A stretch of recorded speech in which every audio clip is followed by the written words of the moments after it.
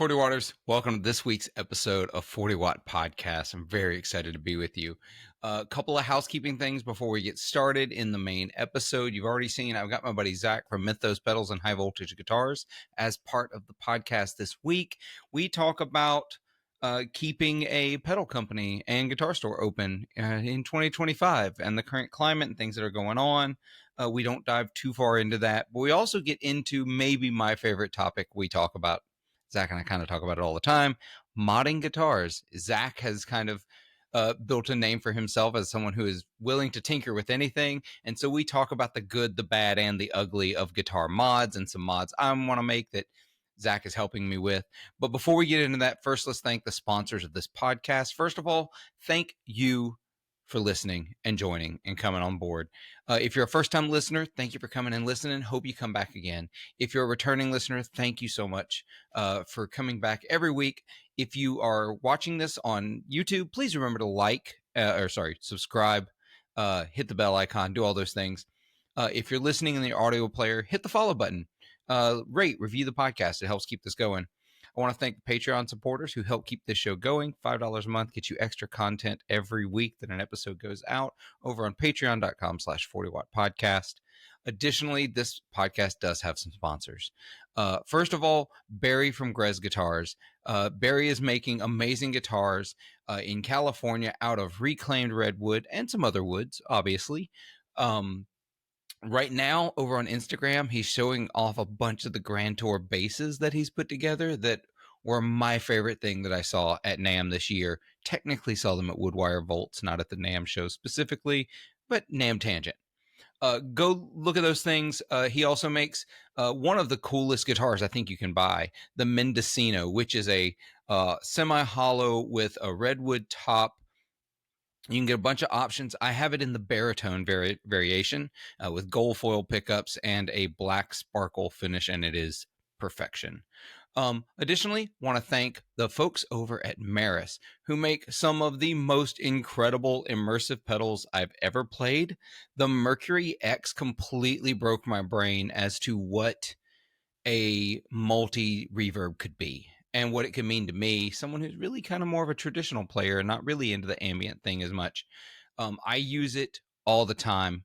I gig it. It's on my board. It is my favorite reverb pedal of all time. Lastly, want to thank Mark over at Summer School Electronics. Mark is making some of the most fun and interesting pedals out there. I've got a few of them, but especially like his science fair and his class reunion, which are kind of two drive circuits in one in each of those, but with a blend, so you can blend between them instead of switching them on independently.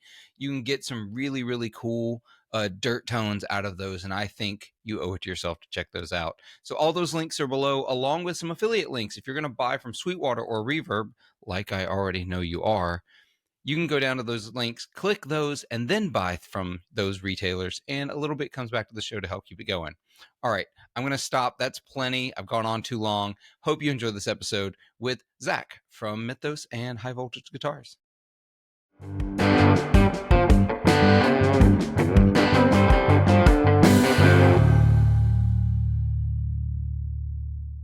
40 Waters, welcome to another episode 40 Watt Podcast. I am your host, Philip.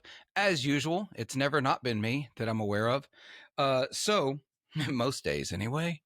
This week, you've already seen the thumbnails. You've already seen the title. This week, I am joined by Zach Broyles, the man, the mythos, the legend. Oh, that's so cheesy. I shouldn't have even said that.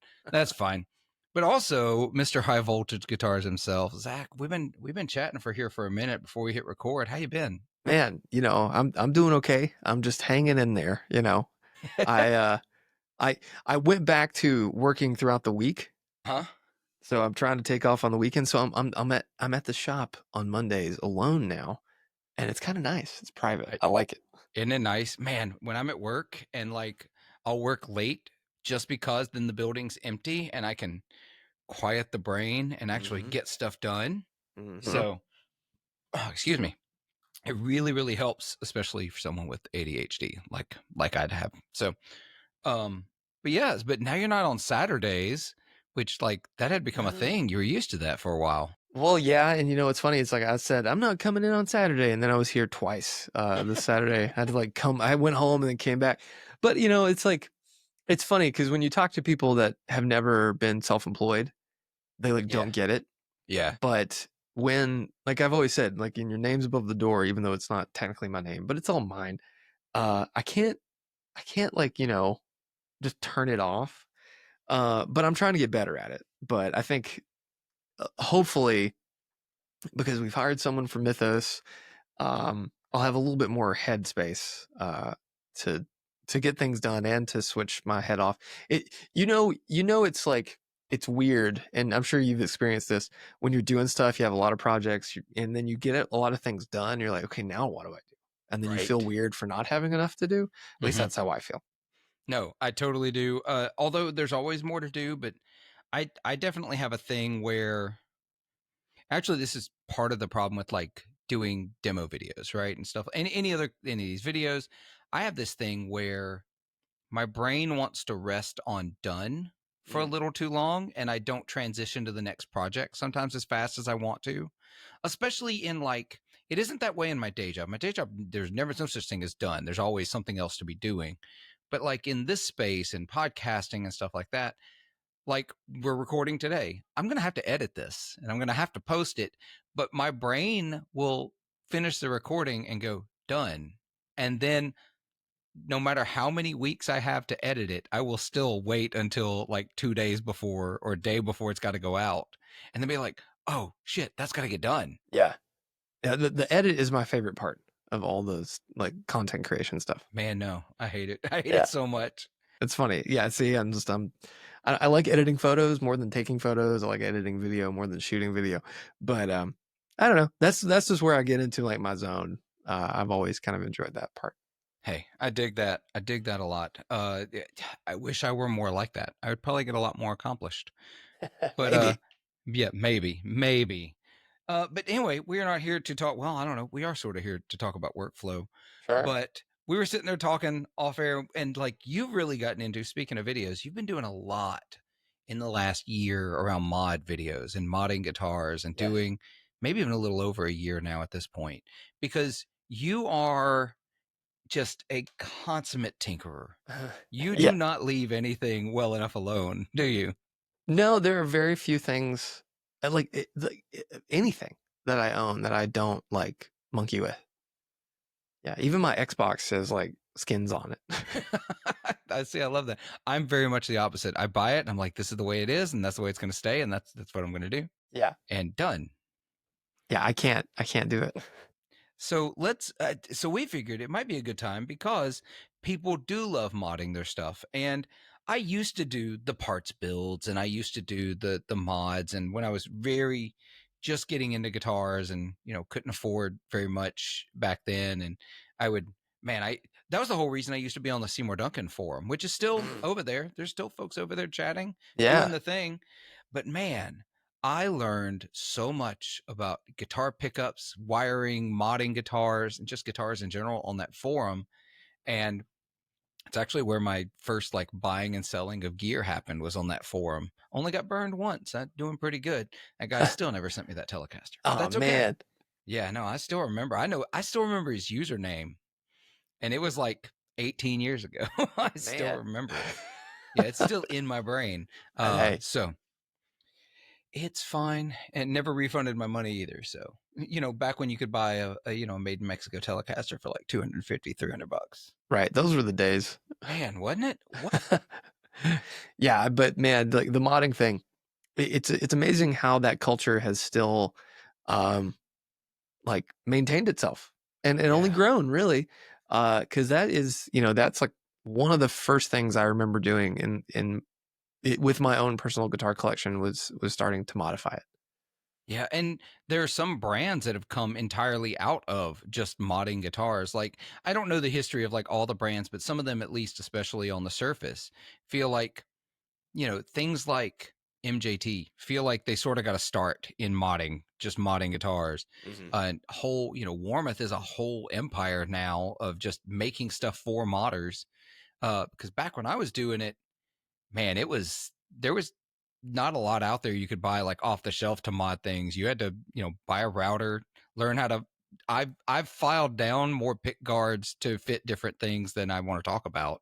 But yeah, yeah. I mean, like you could buy like Dan Erlewine's books, Yeah. and just kind of had to go to Ace or something and get some hand tools. And I mean, I guess StuMac has always kind of been around, Yeah. but yeah, really, just the wealth of knowledge that existed in the internet in the early days of this sort of culture, just it was few and far between, and it's amazing how it has grown into basically like anything you can think of. And like I did this looking up the thing we're going to talk about. Somebody's already done the work for you. It's just out there. You Yeah, just have and to find it. it wasn't that way before. Like No.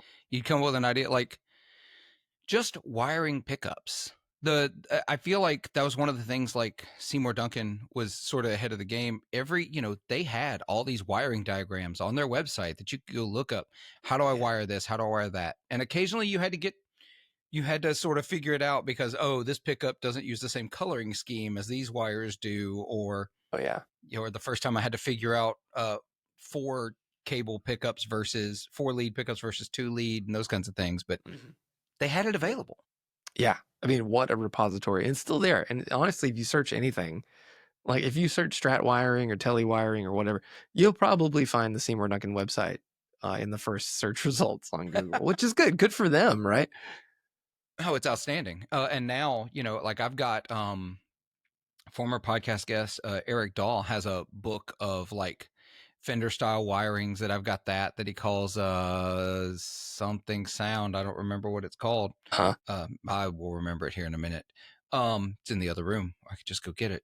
But things like that. There are so many great resources. I imagine it's very similar to a lot of the folks that got into building pedals in the late 90s and the early 2000s. It used to be you got Brian Wampler's ebook that he had, and you went online and found a couple of other people who were and forums. But now, there's whole kits that are already put together for you that you can just buy and build a pedal. Yeah. Yeah. I mean, there's so much more now. And it's funny, like seeing how the DIY culture in pedals has kind of broken its way into almost everything in the guitar space.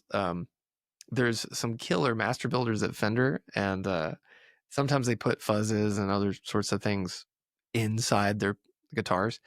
And I'll look at them thinking, oh man, where'd they get the circuit? What'd they do? And they're just buying like, off the shelf PCBs. All the work's done. They're just wiring them up, and it kind of, for me, it loses a bit of the magic because now I've seen behind the curtain, so I recognize that circuit board.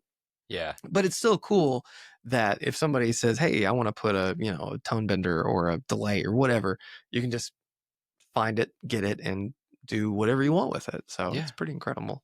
Or if you look at built guitars, I want a CXM 1978 built into my guitar, and here it is, flying faders and everything built Man, in. you're just asking for a beer to spill on that, aren't you? Right. Oh my God. I have both of the automaton pedals, and I used them last week at a gig, and it was the first time that singer in that band had ever seen those pedals, me to bring that board in particular. And he was like, okay, that's the coolest shit I've ever seen. Right. And he was like, and then he mentioned something about a beer, and I have the spill guards over the top of them. I'm like, that's why I have the plastic over them. But yeah, because it's gonna happen. Yeah, no, I like when I first saw that the Chase Plus was doing those little shields, I was like, oh, that they should have came with that. Right. Should have shipped with those from the factory. Because I would have been, if I gigged with something like that, as long as the sliders could still move, if I had them on some sort of controller brain thing, I'd just put a tarp over them or something, or just put them in a Kroger bag, stick them on my 100%. That's anything to keep, whatever sugary pink drink someone at the front of the stage is waving about mindlessly from going down inside. A frozen daiquiri going inside that. So done. Pedal's dead. You're never getting that out. No. Also, just don't use those pedals on bars in New Orleans in general. The air alone is sticky enough. Yeah. It's just not going to happen. Oh man. So, but that sent us down the conversation around like guitar mods, because I'm in the middle of getting a mod done to one of my guitars. Oh, people are gonna be so mad I'm doing this. You know that, right? Are they? I don't Pe- know. Maybe I not. People might lose their mind. Maybe. Let's And hope, right? let's hope, because whatever. Um, so listeners, I think I loosely mentioned this on last week's episode with Paul True from the Studio Rats, because we did talk about gear, and Paul is such a he's so steeped in the 80s, and like super strats are in his wheelhouse. That's his thing. And so I did talk to him about it. I just cannot remember if it was in the main episode or not. But I have got the super strat itch, like real bad. Yeah, you do. Like real bad. And that's not a normal thing for me. Like I have been Mr. Strat hate for the longest time. But now I'm itching, and like I started looking at like Sirs, and I started looking at like Tom Anderson's, and I started looking at stuff, and I was like, ooh, maybe I could trade or buy into one, sell some stuff and pay for it. And that still may happen. Don't get me wrong. That's still a possibility, because I'm still sort of, I don't know, I'm still kind of putting a lift kit and mud tires on a Camaro here, but No, you're not. It's not quite that bad. it's not quite that bad. But um I'm gonna have, and for you viewers, you can see, some of you are already familiar with this guitar. This is my Novo Ceres S from 2018. Love this guitar. I do, even though I'm not much of a Strat player. It's got its own vibe. It's got its own thing, but it is, 3 single coil pickups, and it's got a good 9.5 inch radius. It's not like a 7 1/4 or anything crazy vintage spec. And I was like, well, what if I just put a humbucker in this thing? And tried that for a little bit, because I like the guitar already. Unfortunately, it is routed for 3 single coils. Mm-hmm. So that means it's got to go under the knife. Yeah. And Are you gonna do that yourself? You should just like, be like Les Paul and like heat up a knife and just like carve it. Just like no, I did consider, because yeah, you did. Stumac sells a couple of router templates for humbucker pickups, and I could have gotten that, and plunge router, and routed it out myself. Oh. But the plan is to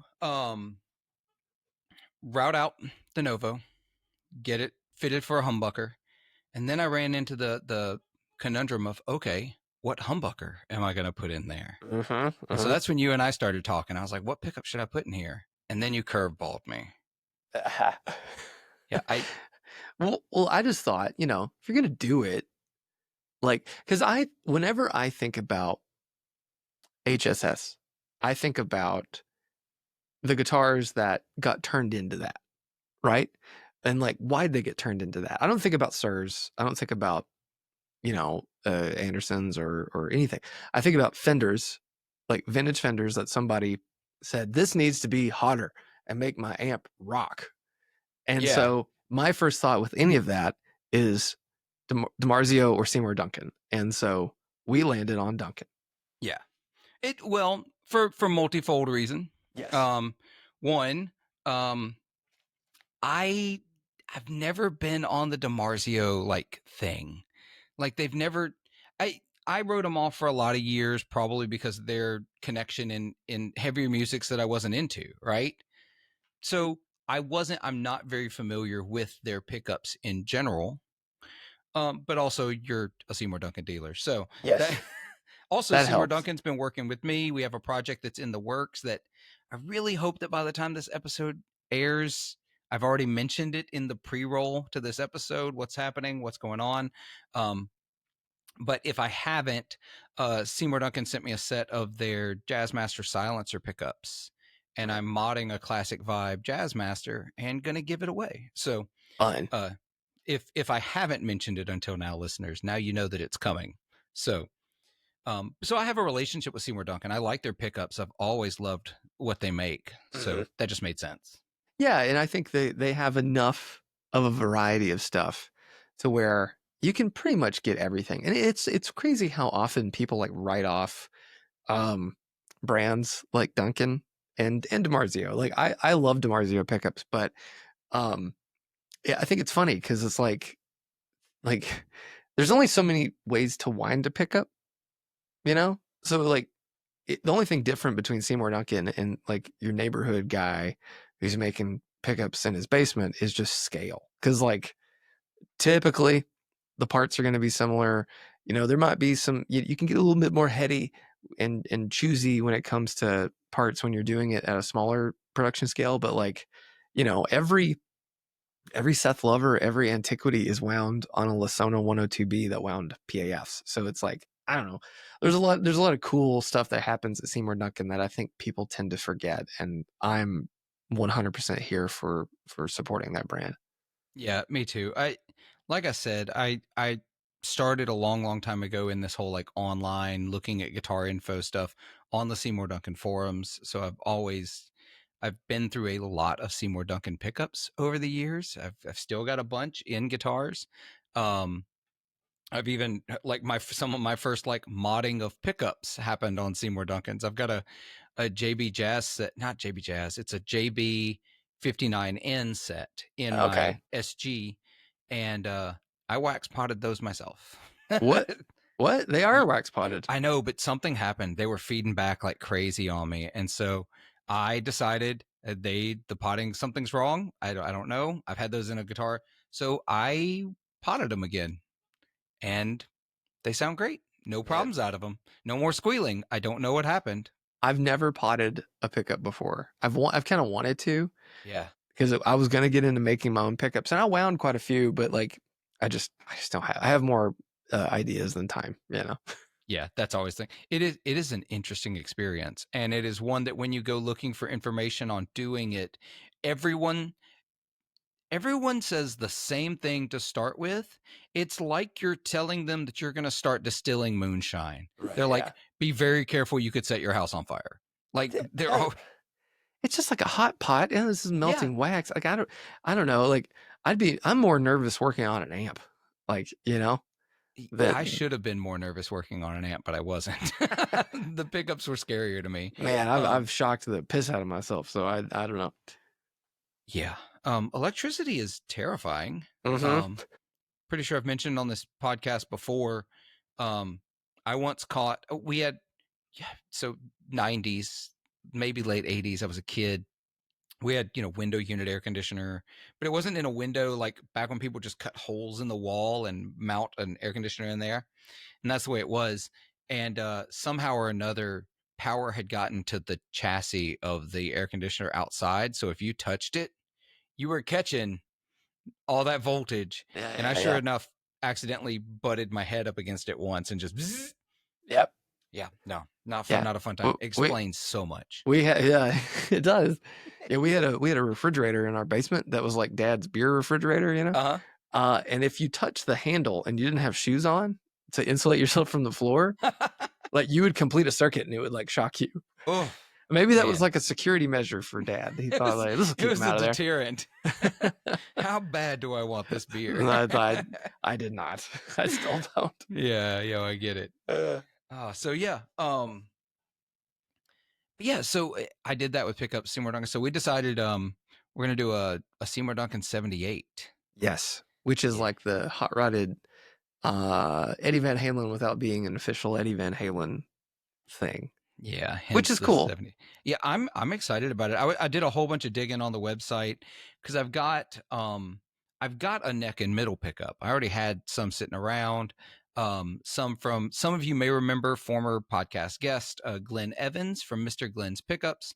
I have a set of his Tui Strat pickups that I originally had in like a Mexican standard Strat that I had. Well, I sold the Strat, but I was like, no, I want to keep those pickups.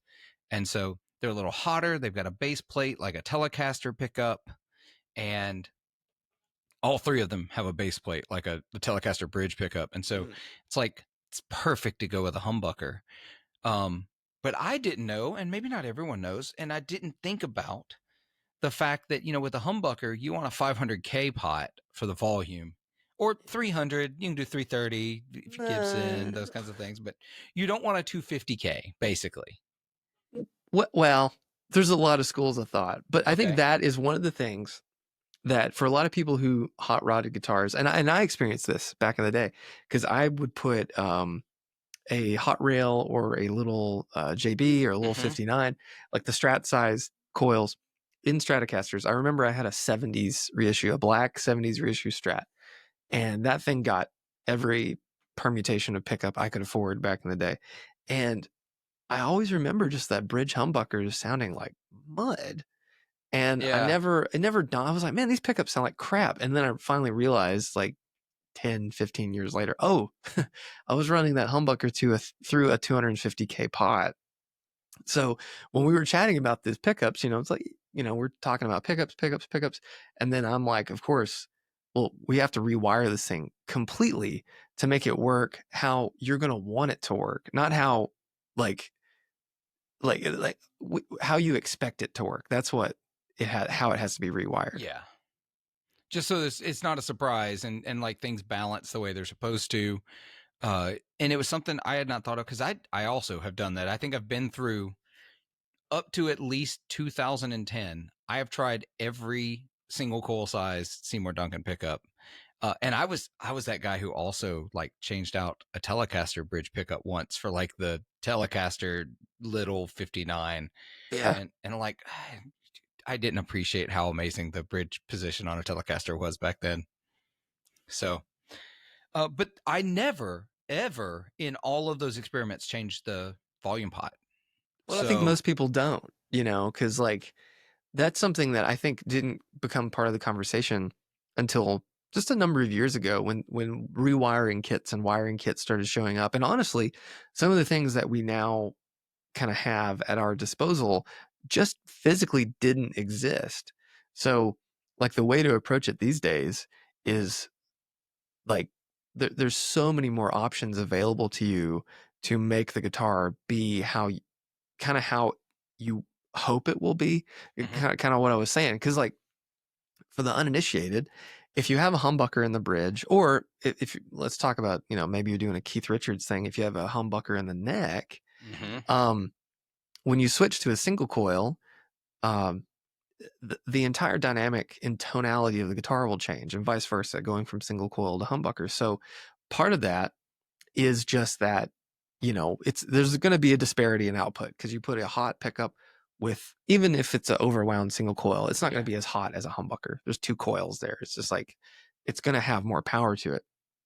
But that voicing thing is so crucial because you want the potentiometer to have the right value to correspond with the pickup. So when you switch that position, it doesn't feel like you're putting a rag over the sound of the guitar. You want it to come and be clear and come to life and not sound dull and boring. So what we're going to do in your guitar is going to hopefully fix all those things. Yeah. We'll see, because the idea is that we want to keep the brightness and the clarity on the humbucker, and it was I be honest, like the things you mentioned and the things we're gonna do, I knew existed. Right. I just never thought of what I would ever use them for. Because again, I didn't get into super strats. I didn't get into mixing. I don't even Zach. I don't even like mixing pickups in guitars. You Like I mean like don't. no brands, like different No, brands, no, or no. I don't like mixing. Like I think I mentioned this last week with Paul Drew. I have this weird mental hang up about P90 in the neck and a humbucker in the bridge, oh, or okay, like it's a me thing. It's a total me thing. The only variation that makes sense to me in my head is anything that's based on a Telecaster bridge pickup, because oh well, obviously the neck pickup's going to be different from that pickup. right. Like So the triple caster, the Jack White guitar, it does that give you a panic attack? it's so weird and so strange. Like that guitar, I think I like that it exists because it's weird, and it proves that Fender doesn't always just play it safe. Yeah. Maybe that, so it showed me that same thing with the panel verb, the amp. I loved seeing that they were willing to do something different, but I also absolutely knew without a shadow of a doubt there was no way in any world I would want to own that guitar, because it would absolutely give me a panic attack with the three totally different pickups.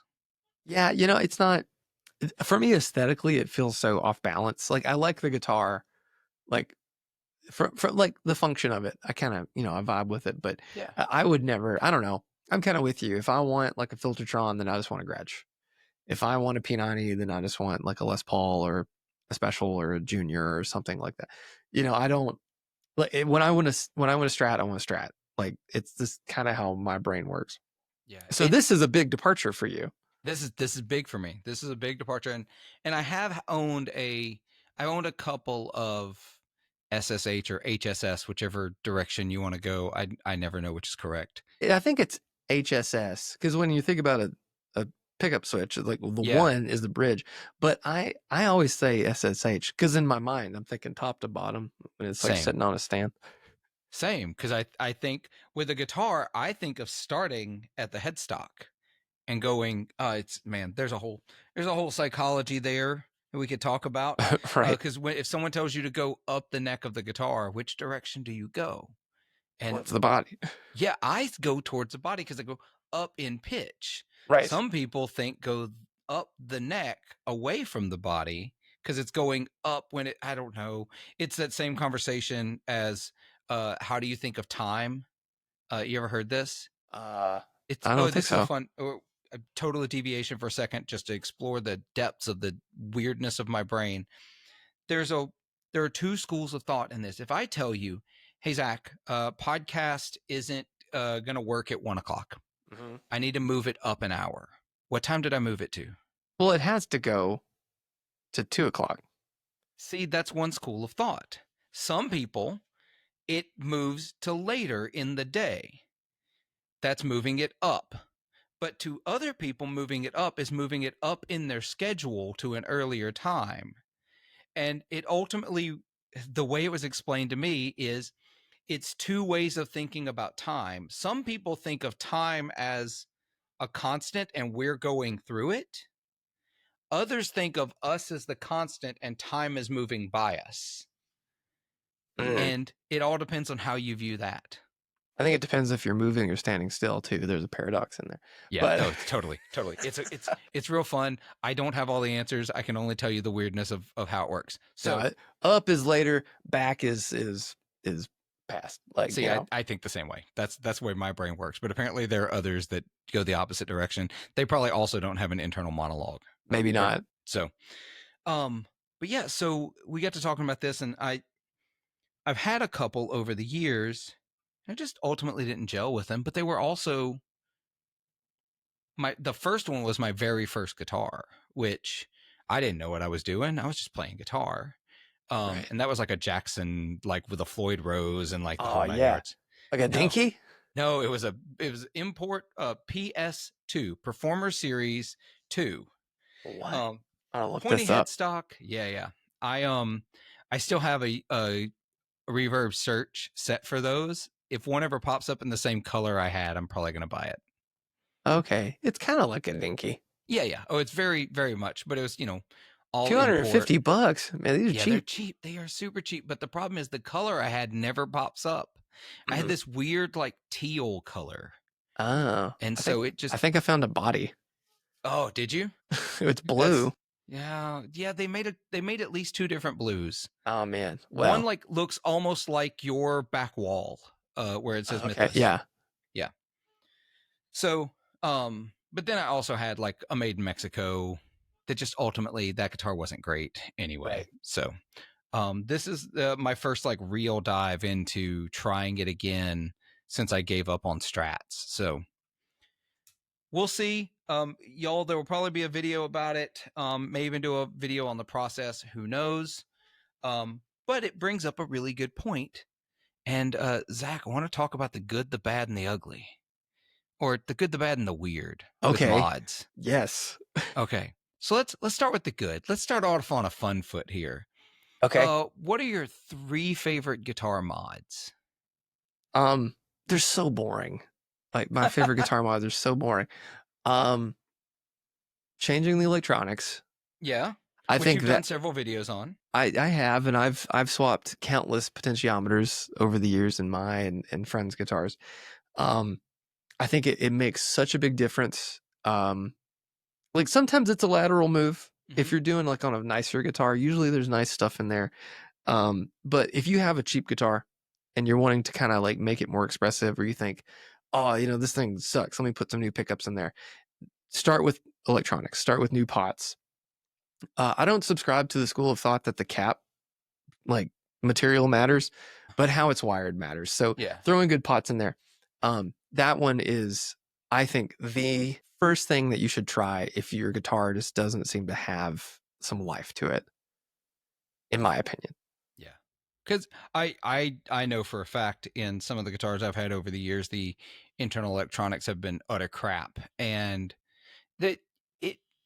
Some people think if it works, it works. That's not entirely true because if it doesn't allow the signal to flow through it at a certain, this is where the engineers start screaming at me because I try to talk engineering things, but there are things that can affect the resistance, and if any of us have watched enough that pedal show, impedance and resistance and all that matters as far as sound we get. So Yeah, I think like there's so much of how a potentiometer affects just the overall personality of your guitar that you kind of don't even realize it until you start changing it.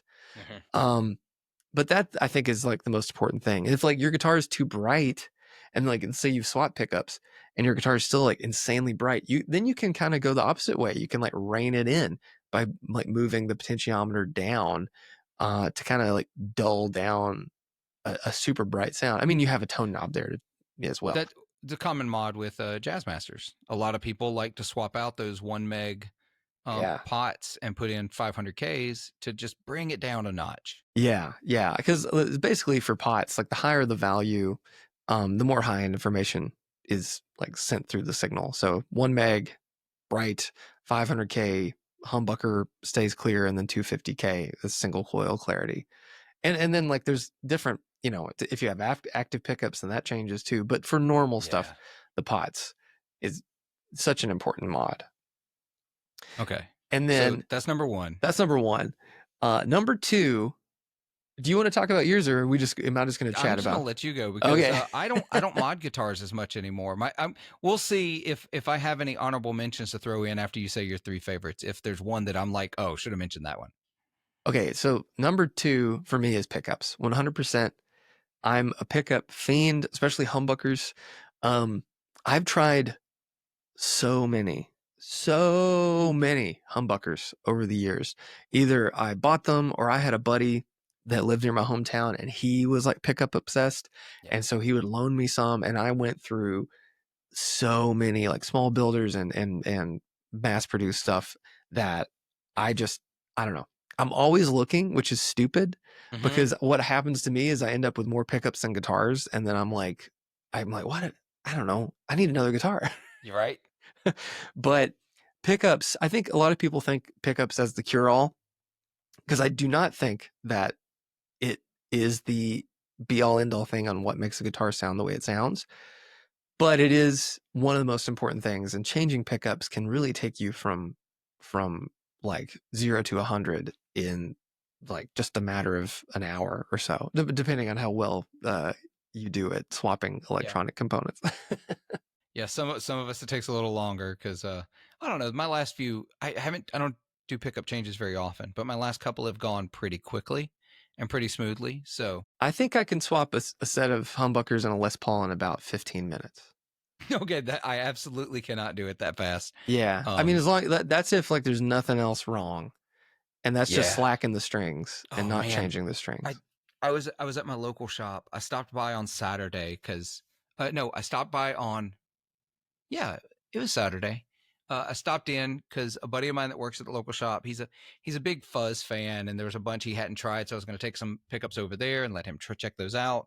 And then they got this one guitar in as a bass brought in, and the family brought it in as a young child, and the mother brought it in, said, this isn't working, like we don't know what's going on. And so they dropped it off, and he's not their usual tech, but he can fix like basic wiring issues and stuff like that. And he took it to the back after they'd left and popped it open. We're sitting there chatting. He opens it up and he's like, what the hell is this? And I go over and I look, and it looks like I don't think it was this family, because my suspicion is they bought this bass at a pawn shop for their kid to learn on, because this Mhm. young kid, perfect, go to a pawn shop, buy a cheap bass as long as it works. Well, this did not work. um it looks like whoever had it before them tried to rewire the pickups somehow, And instead of soldering to the back of the pots for ground, they JB welded them on to the back of the pots. I was like, what is going on here? I Yeah, I was like, mean, man, you really thought too hard about that one. I think we've in our youth, or at least for me, I know I had got to a point like trying to solder to the back of pickups, or the back of pots rather, Mm-hmm. and it just never working. Where I Mm-mm. get so mad that I'm just willing to do anything to make it work. Yeah. Um, I have since learned, and uh, my buddy Jesse from Rude Tech, Yeah. he has a great saying that I don't know where he heard it, but he always says the talent's in the tool. And so, as a PSA to everybody listening, if you want to like start modding your stuff, just buy a really good soldering iron, because you're gonna put yourself so much further down the road than if you just have some crappy little iron that you bought at the hardware store, because you're not going to be able to get the job done, and then you're going to take to mixing up the stuff and making JB welds trying to get it to work. Yeah, it just and as someone who used the cheap pencil style soldering irons most of my life, when I finally got the Hacko that I've got now, it changed everything. Yeah. Everything got easier. And then even then I was frustrated making some cables once because I could not seem to get, they would test right, but they wouldn't work right, right? Yeah, it's because I had it too cold. I just needed to get a little hotter so that it was a little faster locking in and what it was doing. I was like, turned it up, suddenly super easy. Yeah, my tip for soldering is run hot, move fast, and it is definitely measure twice, cut once, sort of thing. Okay, but the number three like most important mod. Oh, this is hard Yeah. Because now because you're down to like, it was, before it was easy. You had three to choose out of all the favorite mods, but you got to pick one now out of what's left. this getting your guitar set up is not a mod. That's just normal maintenance. I don't know. For me, the thing that I like more than anything is just aesthetic mods. Uh, well, maybe I don't like it more than anything, but the thing that can take a guitar from being like great to making you want to pick it up is doing aesthetic modifications. So changing the knobs, changing the plastics, like making a guitar your own. I think there's so much value in that. Even if the world at large would say, "What did you do? That is the ugliest thing I've ever seen." If it makes you want to reach out and grab it and play, then it's so incredibly important. I have one of the Kirk Hammett uh, ESP LTD, like his like double is super strat basically, and on that guitar it has a Floyd Rose, vintage Floyd Rose. The fine tuners are all brass, and I wanted to do that, and so I like got rid of all the fine tuners on that guitar and put in brass ones. It functions exactly the same. It sounds exactly the same, but now it looks cooler, and I'm more excited when I get it out to play it. But just because of those 6 little changes that I did to that guitar, it's so silly. But I think personalization is the one thing that, just separates us from the animal kingdom. I love it. Uh, Well, because let's be honest, the most people are going to hate this, but it's the truth. The most important thing about a guitar is the way it looks, because you need to like that guitar enough to want to pick it up. And usually it's the look of a guitar that makes us want to pick it up. A guitar isn't worth anything if you don't want to pick it up and play it. 100%. Yeah, you So, have to be excited to play it. yep. And that changes per person. If you're a PRS person that wants all the flaming maple and all the prettiness and all of that, that's awesome. If that's what gets you to pick up the guitar. Personally, that makes me stay away from it because I think it's a showpiece. And I talked about this last week. I want it all beat up. I want it to look like it's seen some things. Yeah. I want it to look like if I buy it a whiskey and a cigar, it's gonna tell me some harrowing shit. Yeah. So, About this case it just had at the right, firm. right. Yeah, kid. Anyway. All right. So that's 3 favorite mods. Yes. That's the good. Let's go to the bad. Mm.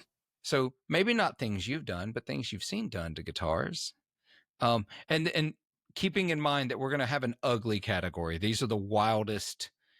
I guess ugly could be good too, though. Yeah.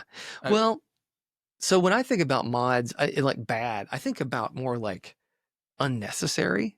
Oh yeah. Is that fair? Uh, I think so. Let's talk unnecessary mods. Let's make some people upset. okay, I've got a hot take for you. Here you go. Okay, let's go. I don't think nut material matters all that much. Oh, so I It think it matters for a few does things, if you but ever play open strings. right. Because, okay, so yeah, I think it does. Okay, the transfer of vibration into the neck of the guitar is important. And the neck of a guitar, you can take the same neck, if like on a Strat or a Tele, you put it on a different body, it sounds different. Like the neck has a sound. The nut is part of that. But I don't think that throwing a bone nut on X brand guitar automatically makes it sound brighter. How can the bone nut change the sound of a fretted chord? Let's say you play a bar chord, you know, up the, you play an A on the fifth fret. Like, is that nut having anything to do with any of those notes being played? Not a single thing. No, it affects the tuning stability. I do think your nut has to be cut and slotted properly. It affects the setup and the playability, and I do think it affects the vibration of the guitar, which is subtle and does impart, you know, the tone of it. But I don't think changing nut material is something that takes a guitar and immediately wakes it up or changes the sound in a drastic way.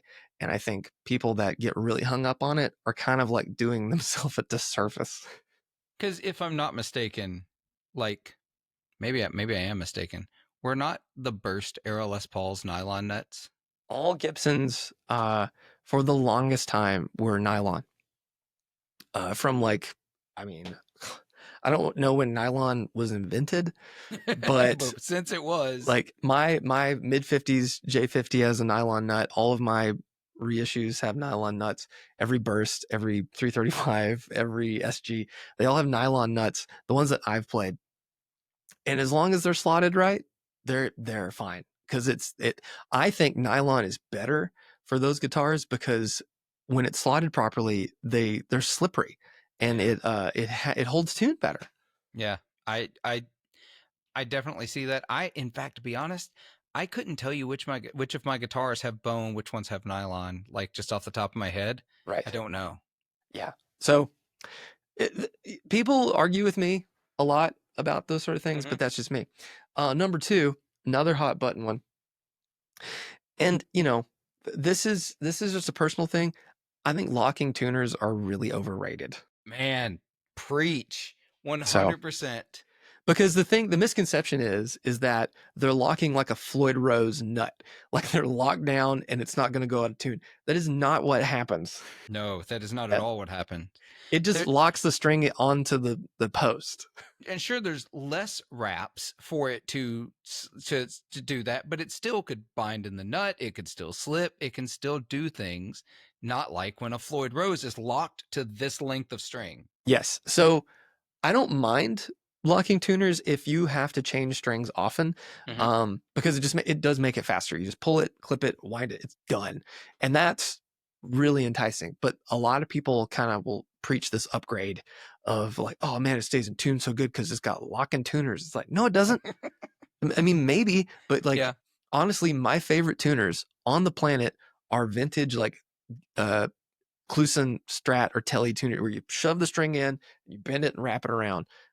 I can change strings on those kind of guitars so fast, and they Me just too. always work. And I feel like the tuning stability is very solid on those. Yeah, kind of as an addendum, I don't think gear ratio matters as much unless you're getting into really crappy tuners. Like people talk about like 18-1 or higher tuning ratios. I think it kind of matters, but like unless I your find it guitar, matters for me. The ratio matters to me when because I still like incessantly tune between songs, even when I maybe don't need to. yeah, Like I'm constantly worried about because I bend really hard, and so I can pull some strings out of tune pretty easily. I need to be able to tune really fast, and believe it or not, I can tune faster on a higher ratio tuner. well, that makes sense. It's a finer increment of Exactly. movement. And so I tune much faster on a high ratio. That's the only way I feel like it matters to me. Yeah, but like I don't know, I, like 18-1's fine. The vintage Gibsons have like 14 or 15-1. It's like that's fine. I don't know, like it's fine. Okay, so that's number two. Yeah, that's two. Oh man, this number 3. This one might All piss right. people off. All right. Here's the Instagram reel. Those intonated wraparound bridges, Yeah.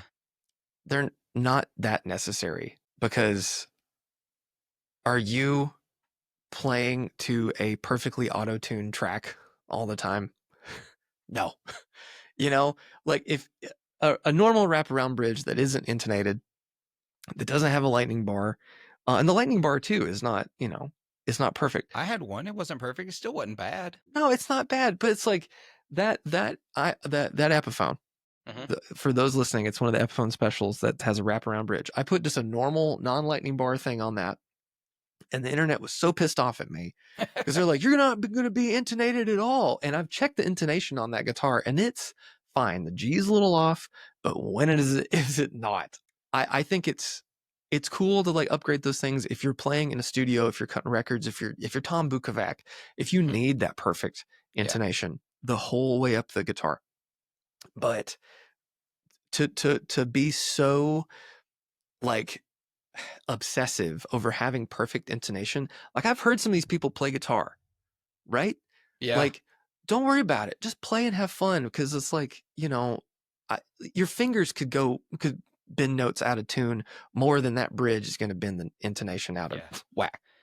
I had this is one of those things that really drives me crazy, and I need folks to understand like there is a difference in like being in tune and being intonated, and like there's a and it's a gray area. Some people think it's a finite thing, but so my senior paper that I wrote in college in my music program was on tuning and temperament, Okay. and I fully intended to because when I was going to go to graduate school for musicology, I was going to I wanted a PhD in ethnomusicology, but I was going to focus on tuning and temperament and its effects on sociological effects of music. Okay. Um, so this is something I've spent way too much time thinking about, and we get so wrapped up around the intonation thing, and I learned how to intonate my own guitars a long, long time ago. The intonation is far more forgiving than people give it any credit for. Yeah. And two, your guitar is out of tune when it's perfectly tuned. Period. That is it. Because we tune to equal temperament, which all that means is equally out of tune. We've flatted all the fifths, we've raised all the thirds by not insignificant margins. Mhm. So getting it to sound in tune perfectly across the entire range of the instrument is a fool's errand. Yeah. It And it just is. isn't it weird though? Because I don't know if you've experienced this, but I have when you've played a guitar that has like true temperament frets or Yeah. even like multi-scale where the intonation is pretty like it's about as perfect as it's going to get. Right. Those guitars sound weird. They do. They sound super weird. They sound so strange. And that's the thing that a lot of people that if I handed this, Joe guitar player a Strandberg, a multi-scale one that or maybe it had true temperament frets, maybe not, just a normal one. Mhm. It is disrobing at how in tune it is and how bad you sound as a guitar player playing it if you're not used to that because Yeah. you have to play and listen in so much more of an effective way than most people are used to. It's very strange. Very. And I like to mention it this way to explain. I get people to tell me, how do you play a G major chord, open G major chord? And not, Zach, how do you play a G major chord? I mean, I hit that. Well, here Do you, yeah, do you play that that D on the B string? I do. Yeah. Oh, as well. This was in tune when I bought it. You know why you do that, don't you? Why? No, I don't. That B string is tuned perfectly, which means for a G major chord, it's the third, it's out of tune. Mhm. And if you play that open B string against the fretted B on the A string, it is going to sound incorrect. Mhm. So we play that D on the B string on the third fret in a G major chord because it sounds more in tune than if we don't. Yeah. Now that's the same reason I think Paul Davids has a video on it that John Frusciante in one of the I can never remember which Red Hot Chili Pepper song it is. He tunes that string down just a little bit to get it in tune because he's playing in G. And he needs that open B string, so he tunes it down. We as guitar players play some things the way we play them to account for the imperfect nature of the tuning of the instrument, and that Yeah. is okay. Rock and roll was written like this. Blues was written and played like this. We are used to these sounds. When you start messing with it is when you start to change the whole tonality of what you're doing. Yeah. Yeah. It's So, like trying to play with some of those old records. man, I remember Can't. when first time anyone ever told me, hey, we're going to play Mary Jane's Last Dance on a set. And I went home to learn it. And their guitars are tuned to like A447 or something like that. Someone just hit an A on the piano. Yep. In the studio, and everyone went, got it. And you don't. No. Well, you got something. You got something. Right. Anyway, all right. So that's the bad. Now, the ugly, the weird, the wacky, good and bad. And then I've got a couple of honorable mentions. Man. Okay. Pickups behind the bridge. Oh, that is a weird one. Yeah, like I kind of get it because on a jazz master, there's so many overtones and things that are happening back there. Mm-hmm. Kind of cool, but what a commitment. I think there are enough great surface mount pickups now that you could just do that and You not could, cut into it. Right. Maybe if that's the compromise, you just slapping it on the top, put some, non damaging tape. Yeah. I don't know. Like I've seen so many like jazz master pickups and stuff like back there. It's like, I don't know. Yeah.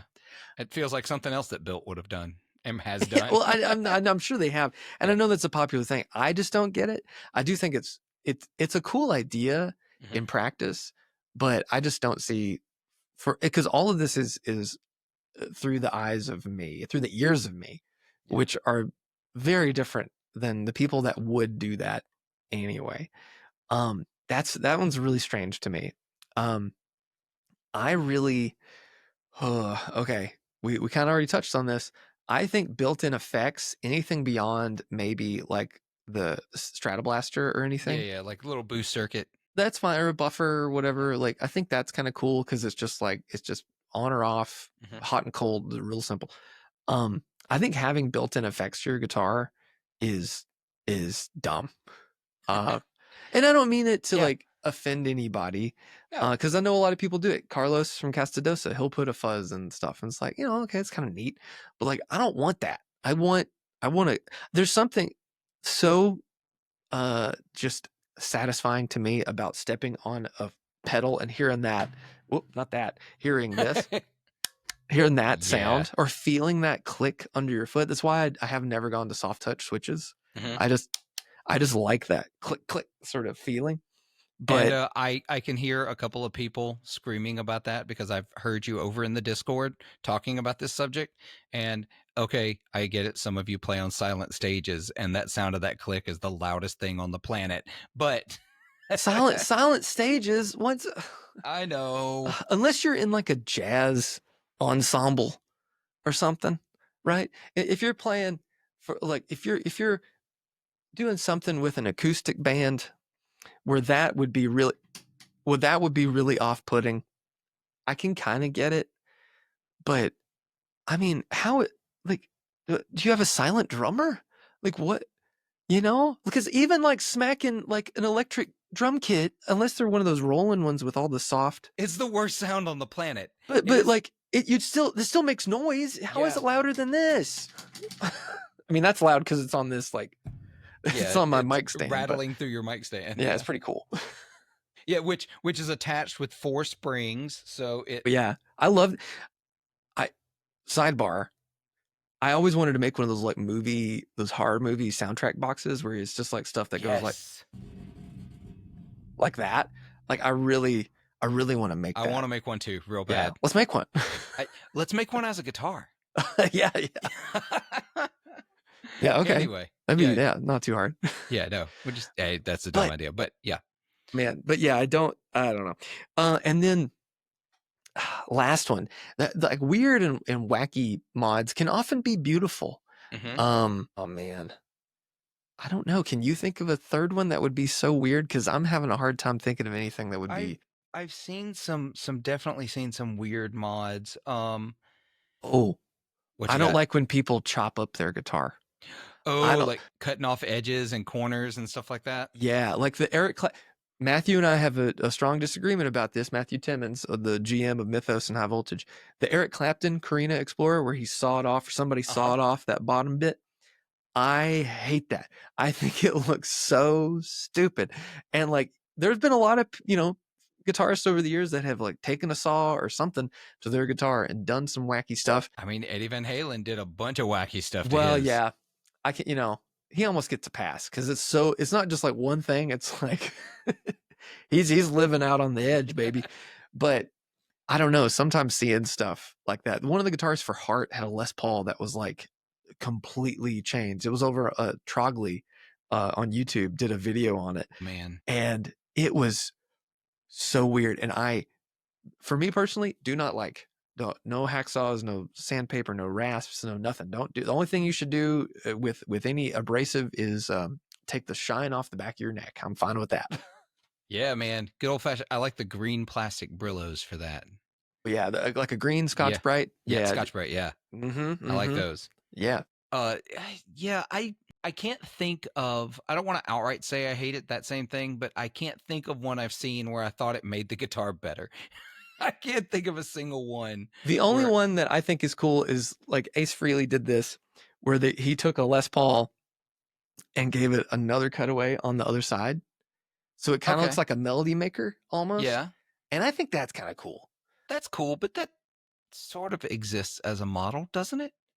Not exactly. The double cut Les Paul and the special and stuff are fundamentally a different shape than just a Yeah, normal they Les Paul are. standard.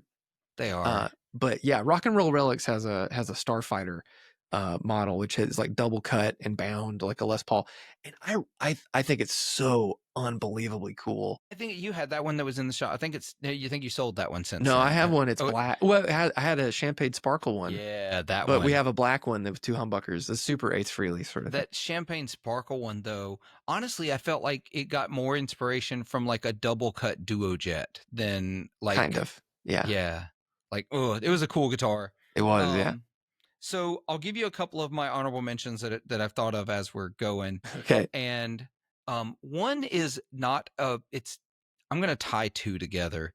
One is reversible, obviously. There's like, yeah, no big deal. It's not really a mod as much as an accessory. And then a mod. One, do you remember the Fat Fingers? Yeah. God, oh, They get more made those. sustained by adding more mass to your headstock. They did those, and then they did ones that would like go behind the tuners. Did you ever see Huh. that? It's like a No. piece of brass that was like the shape of a Strat or like a P bass or something. You could just like plop. Oh, so Yeah, stupid. it's very. I wonder. I've never done it. I mean, like, I wonder if I it have. works. I've played with them. It does not make a difference because a buddy of mine had one on his Strat, and I was like, on, off, on, off. It's doing nothing. It is in your head, And just like someone everything else. someone So just they over ordered on brass C clamps, and they're like, "How do I sell these?" Oh, I know who are dumb guitar players. you ever heard the story about Jimmy Page wanting the heaviest Les Paul possible? Me? Yeah. Have you ever heard the story, Jimmy? Yeah. No, So no. I'm trying to remember who told me this. I think it might have been someone at Gibson.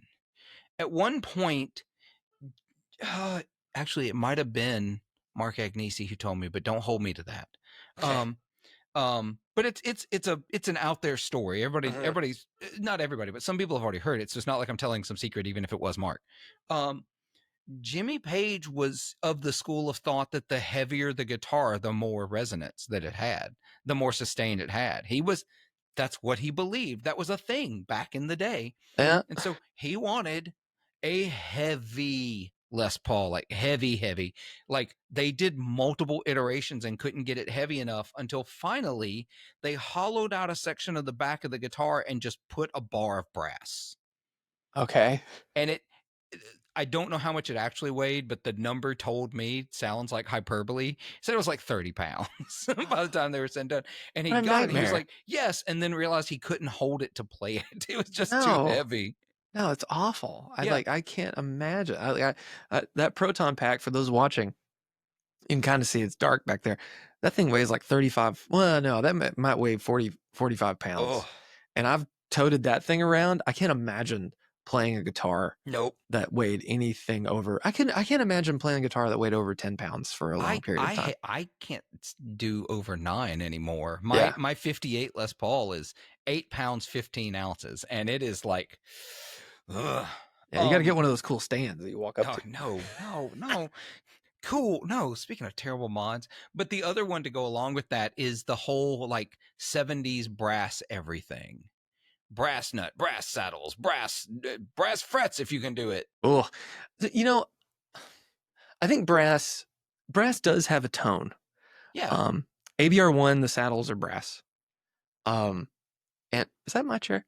No, that's mine. It's Oh, awful. okay. It's driving me crazy. Okay. um, and so brass does have its own voice. And so I do think brass, on like the nut and the bridge, Mm-hmm. do have some sort of something. But I don't think it's like so night and day that you should, put it on everything. But I will say, like, sound difference or not, I think all those 70s guitars with brass everywhere are kind of cool looking.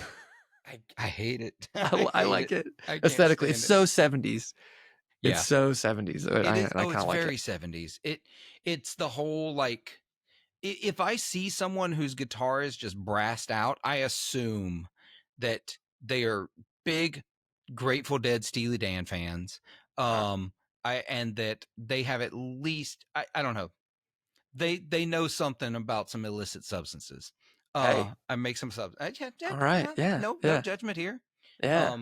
But yeah. So and yeah, y'all, that is my chair squeaking like crazy. I've got to get a new chair so bad. I'm trying Send to Phil think. some WD-40 Yeah, internet. I don't think it's WD-40. Oh, okay. I think it's just this chair is bad. Okay. And it's the back pad. It's the back pad to this chair. It's squeaky as crazy. And that's it, no amount of Isotope RX is gonna fix it. So I'm trying to think, is there anything other mods that I'm like, oh, I can't stand this? Well, I don't mind coil splits and coil taps and all that stuff. Yeah, no, that's fine. That's fine. We would be remiss if we didn't mention that. Yeah. I think those are cool mods. Have I ever heard a coil tap or split that actually made a humbucker truly sound like a single coil? No, but they get you closer to the ballpark. I think PRS does the best job with their neck pickups. I think it's the best, like, on all the PRSs I've played, like the real, the core ones. Yeah. Splitting the neck on those sounds pretty dang good, but I feel like Paul has chased that like for a long time, and how they do it is like there's some other magic tomfoolery going on inside there that makes it sound better. Yeah, but, I don't know. Yeah. Ooh, this one isn't a mod, and I'm going to mention this, and then we're going to head over to Patreon, where listeners, you know the way this works. You can go over to patreon.com/40watt podcast, $5 a month. You can get extra episodes. Also, if you just want this episode with Zach, you can go just buy just this episode. If you don't want to support monthly, that's fine. Totally understand. $5 gets you this episode, or you could just do $5 a month and get all of them. So you make the choice. But the last one, and I'm going to upset some of the Gibson fanboys. I don't like the Veritone. Oh, I don't like it. I had one of my I gigged a guitar with the Veritone for 15 years. Man. And every time I tried to use it, it just made the guitar quieter, and there was no making it work live unless you like, I'm going to be on position 3 of the Veritone all the time and build your rig around it. Yeah. I don't think they're very helpful. A real because there's many different versions of a Veritone. Yeah. And like the original is like chokes, and it's a complicated and heavy. It is heavy apparatus. I'm kind of right there with you. Like, for me, I like the idea of a Veritone. I think it's really cool. But I hate that it's fixed. you know, I would like for that to be like variable. Well, and, you Yeah. know, that's funny. Yeah. You know, pun not intended. But I have, and please, for the love of God, don't ask me to make this.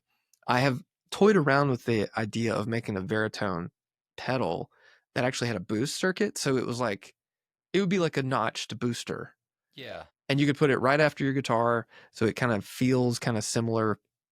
And there's some other goofy things that I could do to make it like kind of react how it would in your guitar with like transformers and stuff. Mm-hmm. But I had monkeyed around with that idea for like a while years ago, and it never saw the light of day. And this just reminded me. So maybe I don't know. Dude, if you do it in a way that you can attach it to an expression pedal, and you can use an expression pedal to dial in exactly where you want it. Well, yeah, I mean that would be cool to have like a blend, like a parallel blend, Yeah. so you could bring up or down the the honk or Yeah. whatever the thinness, because it makes a lot of different sounds. It's a cool idea, but I don't know. I agree. I'm right there with you. That doesn't need to be in a guitar. Not my thing. All right, y'all. We're going to go over to Patreon. All of the links for Mythos and High Voltage Guitars are down below. Go click all those, follow all the things, do all the social media. If the giveaway has launched by this episode, that link is down below. You'll know because you heard it in the beginning of the episode. And if you skip the beginning where I talk about the sponsors of this podcast, shame on you. You should listen to that and go visit them. Their links are below. All the other stuff, go check out all the info. As usual, you can come join us over at Patreon. So Patreon members, we're going to see you over there. The rest of you, be good to yourselves, be kind to each other, and make some noise. Bye.